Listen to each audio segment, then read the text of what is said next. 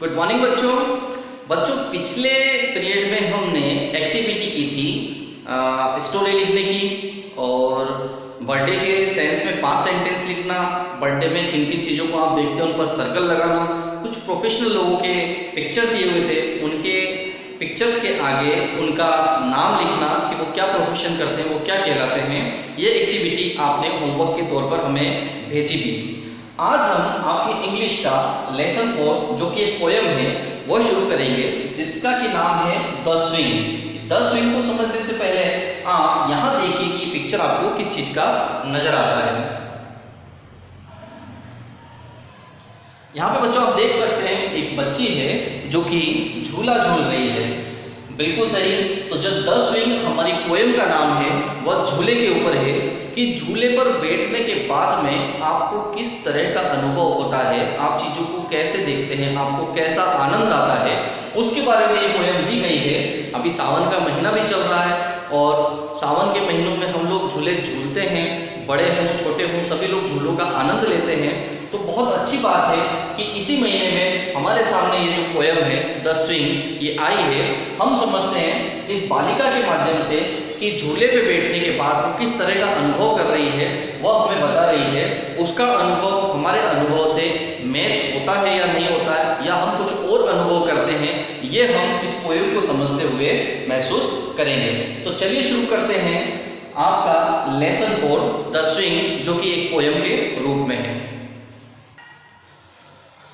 How do you like to go up in a swing. जब आप झूला झूलते हैं तो आपको झूले में ऊपर जाते हुए कैसा लगता है, आप कैसा फील करते हैं। How do you like to go up in a swing. जब आप झूला झूलते हैं तो झूला एक बार ऊपर जाता है, फिर नीचे आता है, फिर आगे की तरफ ऊपर जाता है, फिर नीचे आता है, फिर पीछे की तरफ ऊपर जाता है। तो यह प्रश्न किया जा रहा है how do you like to go up in a swing up in the air so blue. कि जब आप ऊपर जाते हैं झूले में तो आपको कैसा लगता है up in the air so blue. क्या आपको हवा नीली नजर आती है। जब कभी भी आप झूले का आनंद लेते हैं और ऊपर जाते हैं तो क्या ऊपर जाने के बाद में आपको हवा नीली नजर आती है। Oh I do think it is pleasantest thing ever a child can do. अरे मुझे लगता है कि यह सबसे मजेदार चीज होती है, बच्चों के द्वारा जितने भी काम किए जाते हैं उनमें से यह सबसे ज्यादा रोचक और मनोरंजक होती है। Oh I do think it the pleasantest thing ever a child can do. मुझे लगता है कि बच्चे जो भी काम कर सकते हैं और जितने भी काम करते हैं वो खेलते हैं, उनमें से सबसे ज्यादा रोचक और मनोरंजन देने वाली जो चीज होती है वह ये झूला झूलने वाला खेल ही होता है। Up in the air and over the wall. हवा में ऊपर और दीवार के पार। जिस मैदान में बच्ची झूला झूल रही है उसकी दीवारें बहुत ऊंची हैं, बच्ची अपनी हाइट से दीवार के पार नहीं देख पाती है, लेकिन जब वो झूले में बैठती है और झूला जब ऊपर की तरफ जाता है तो वह दीवार के पार भी देख सकती है। Up in the air and over the wall. हवा में ऊपर, बहुत ऊपर, दीवार के पार, till I can see so wide, और मुझे बहुत दूर तक नजर आ जाता है। बच्ची ये कहना चाहती है कि जिस गार्डन में या जिस जगह पर वो झूला झूल रही है वहां पर एक बहुत ऊंची दीवार है जिसमें वह पार नहीं देख पाती है, लेकिन जब वो झूला झूलती है और जब ऊपर की तरफ जाती है तो उसे दीवार के पार बहुत दूर तक नजर आने लगता है।